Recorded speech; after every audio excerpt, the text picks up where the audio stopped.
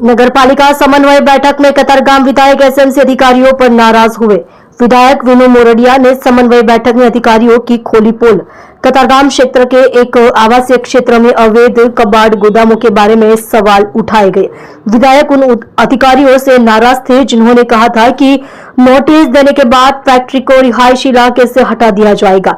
आवासीय संपत्तियों को ध्वस्त करने या सील करने के दौरान कोई नोटिस नहीं दिया जाता है। लोगों को अपना सामान घर से बाहर निकालने का भी मौका नहीं दिया जाता। अवैध रूप से डंप किए गए स्क्रैप गोदामों के लिए नोटिस देने की क्या जरूरत है। विधायक ने अधिकारियों पर लगाया भ्रष्टाचार का आरोप। अधिकांश स्थानों पर भूतिया सुरक्षा गार्डों की उपस्थिति दर्शाने के लिए नगरपालिका की आलोचना की जा रही है। वार्ड कार्यालय, उद्यान, शांति कुंज, वाचनालय आदि स्थानों पर कोई सुरक्षा गार्ड नहीं है। हालांकि पुस्तक में उनका उल्लेख है। सुरक्षा चौकियों पर बायोमेट्रिक प्रणाली शुरू करने का प्रस्ताव। एक तो कतारगाम विस्ताરની અંદર રેસિડન્ટ વિસ્તારમાં ભંગારના ગોડાઉનો અથવા તો ભંગારની દુકાનો એને તાત્કાલિક બંધ કરવી જોઈએ, એના માટેની મારી રજૂઆત હતી।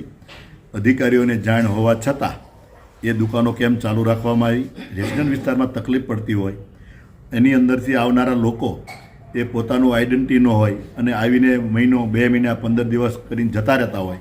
જ્યારે એવી કોઈ ઘટના બને ત્યારે પોલીસને પણ એને શોધવામાં તકલીફ પડતી હોય છે। જેથી લઈને આને બંધ કરવા જોઈએ એ મારી રજૂઆત હતી અને એને કીધું કે ભાઈ 7 દિવસમાં અમે નોટિસ આપીએ છીએ। નોટિસ એના માટે ભંગારની દુકાનોને નોટિસ શું આપવું? आप देख रहे हो मायानगरी न्यूज चैनल, संपादक दीपक गुप्ता के साथ। આ તકલીફ જ્યારે પડે છે ત્યારે લોકો, સ્થાનિક લોકો હોય એને હાલાકીનો સામનો કરવો પડતો છે। એ મારી એક રજૂઆત હતી। અમારે ત્યાં આગળ 5 વર્ષ પહેલાં અંદાજિત એક ઘટના એવી બની હતી કે બહારથી કોઈ આવેલા વ્યક્તિ તેના આ પ્રકારનો ધંધો કરતી હતી અને એને એક નાબાલિગ દીકરીને ફસાવીને ત્યાં લઈ ગયા હતા અને એને અહીંની સુરત પોલીસ 48 કલાકની અંદર શોધીને એ જંગલ વિસ્તારમાંથી શોધીને લાવી હતી અને ત્યારે બહુ ગંભીર રીતે એ મુદ્દો અમે એ જોયો છે।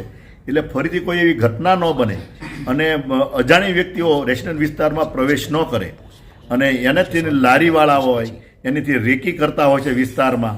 મારી તો વિનંતી એ પણ છે કે સોસાયટીની અંદર આ પ્રકારના લોકોને પ્રવેશ અંદર નહીં કરવા દેવો જોઈએ, જેથી કરીને આવી ઘટનાઓને ટાળી શકાય।